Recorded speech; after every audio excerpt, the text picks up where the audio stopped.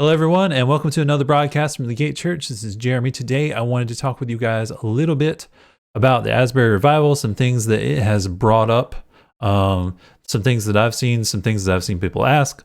So I just want to talk about it because we were able to be there on the Thursday and Friday whenever it was open to the public. So it was great just to be able to see even that transition between it being like it was already big. And then all of a sudden, it was just massive. There were so many people that not even the overflow rooms could hold them all on Friday. And they had to ask people like, hey, if you guys have been here a while, we have just as many of you waiting outside. So if you've been here a while, please give up your seats. That would be great. And that's what I want to talk about is just what I saw there was amazing. Like just to be able to see so many people and be around so many people that are just hungry to see God, that are hungry to do whatever God needs, like as far as whatever needs to happen in their life. There were people that needed to repent of things, so they were repenting of things. There were people that needed to come back to the Lord, so they were coming back to the Lord. There were people that just wanted to be there and be in the Lord's presence, so they were there and they were in the Lord's presence. Like there was just so many things happening to so many people, and it was just so great to see that. And there were so many different kinds, different expressions of worship, like different things that you don't always see come together. Because there are so many denominations, unfortunately, in the church. But what was so great about it is like no one expression, no one denomination really tried to take over. There weren't people trying to take over, is my point. It's like everyone was there, and there was a reverence for the Lord. There was a reverence for the presence of God that no one wanted to interject themselves, and like there was that. I don't really know how to describe it, but maybe just like a a reverence for God in that place.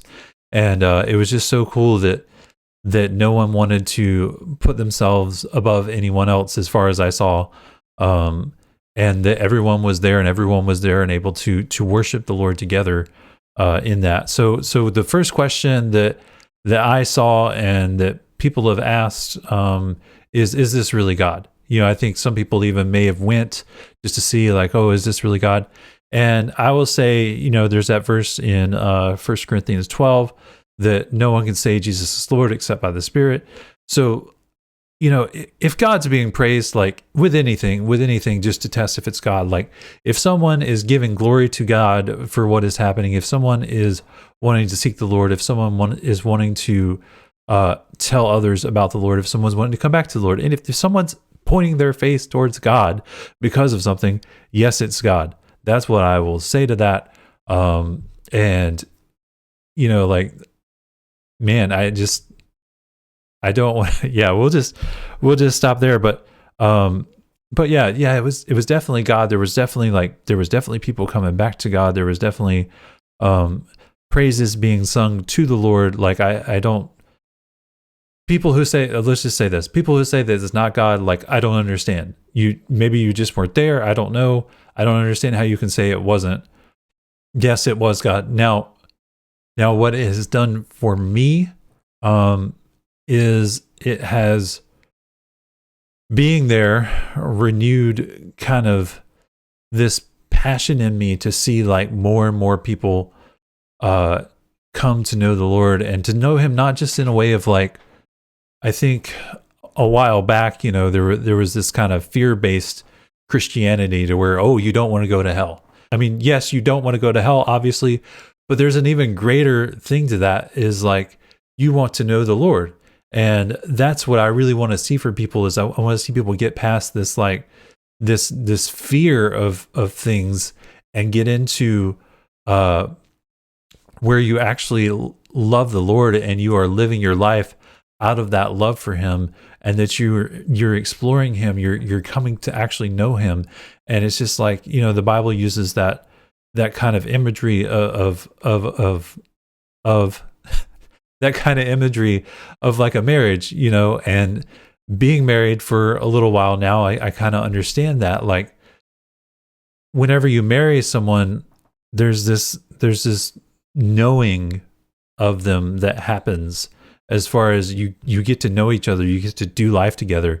And I want to see people do that with the Lord. I want to see people like do life with the Lord and not just have him as some sort of safety net or, or something else that they use. Like it's a way deeper experience. So that's kind of what it's renewed in me.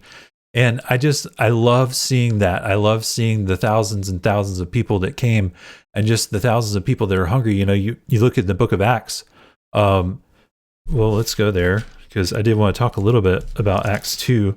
But so Acts 2 verse 5, now this is when the Spirit fell at Pentecost. There were Jews living in Jerusalem, devout men from every nation under heaven. When this sound occurred, the multitude came together and was confused because everyone heard them speaking in each in his own language.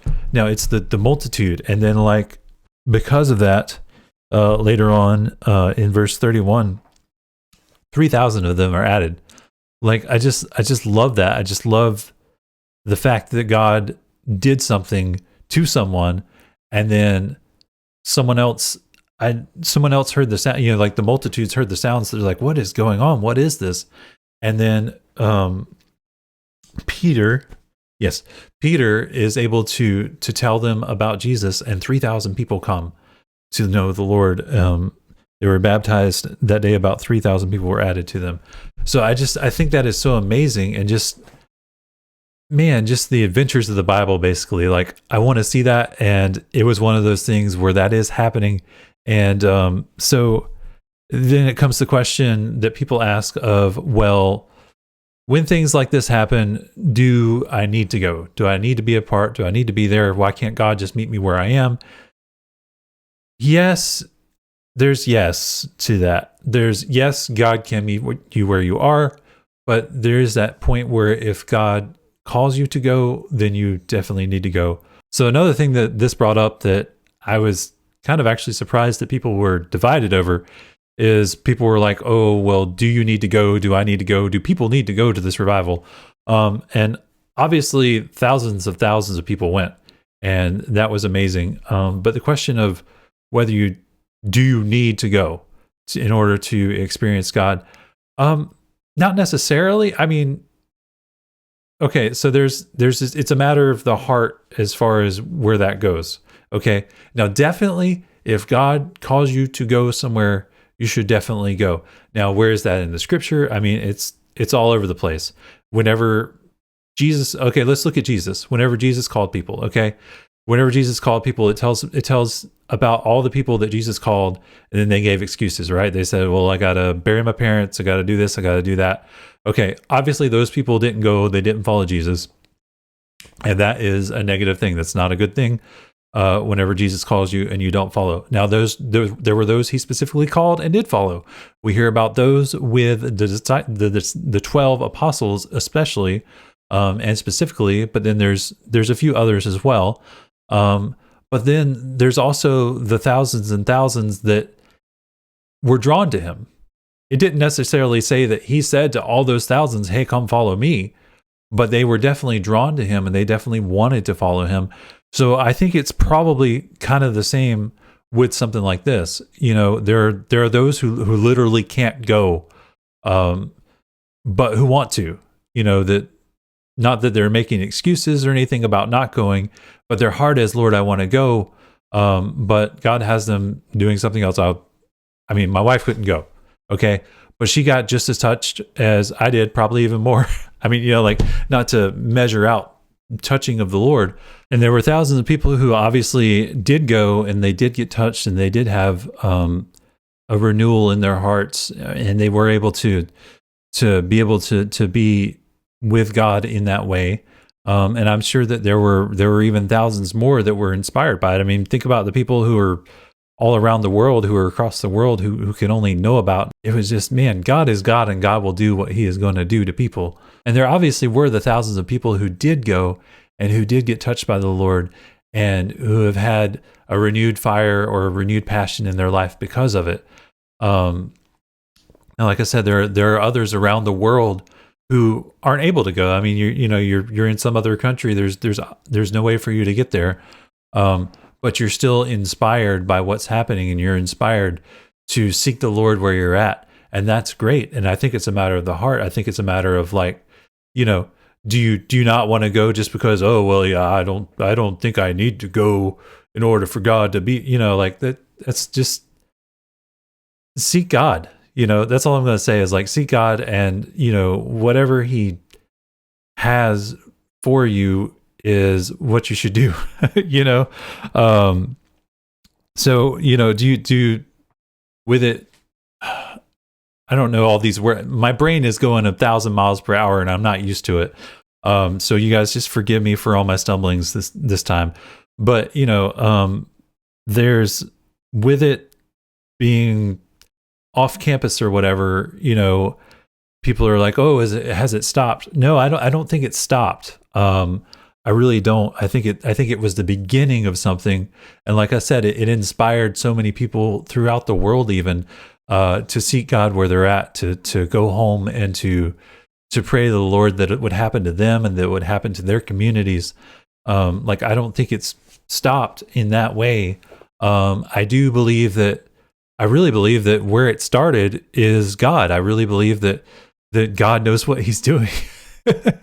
One of those things, like, because think about it, like if it had started in a stadium with 50,000 people or whatever, then it would have been easier for them to make it stay there. It would have been easier for people just to come in and come in and come in.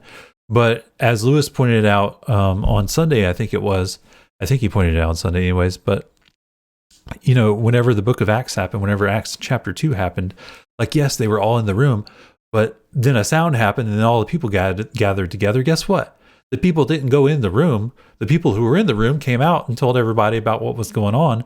And then everything started spreading outward from there. It wasn't an internal influx. It was an external thing where people went out from it to tell people about God. And I really think that that's what is going to happen here, that's what's already happening. And I think it's just so amazing that it spread over the internet the way it did, which is kind of honestly why I've kind of refrained from talking about it a little bit, just because I know about the virality of things, and I didn't want to hop on that bandwagon. But since I was there, I do want to talk about it a little bit. So yeah, God put it in a small, I believe that God put it in a small place so that it would be able to go out. And I think that, I think that they did an amazing job there, to be honest. Like, I think that the people who were there, they handled it properly. They did really well. I was just so impressed and just so thankful. I hope that one of them sees this video one day. And I just want to say thank you guys, all you guys at Asbury, for what you guys have stewarded. And I know that, there's been prayer before this, like, because pretty much any other revival that happens, and even if you look at Acts chapter 2, they were praying before all this happened, which is what Jesus told them to do. Jesus, speaking of going places though, Jesus told them, go to Jerusalem and wait. And so they were obedient to that, and that's how that started.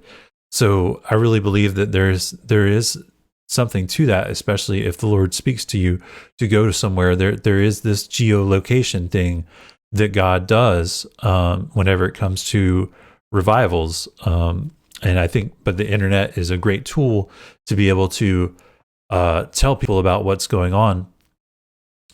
Okay. So yes, it's God. I do believe it is still happening in a way. And yes, it can happen again. Like, it can happen again places. So wherever you're at, this is your responsibility, is to pray for it.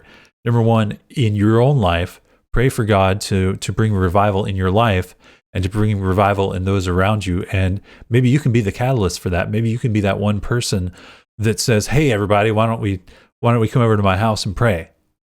And just pray and wait on the Lord. Like, that's literally like how things start, is just to see what God is doing and to pray for Him to do something in your own life.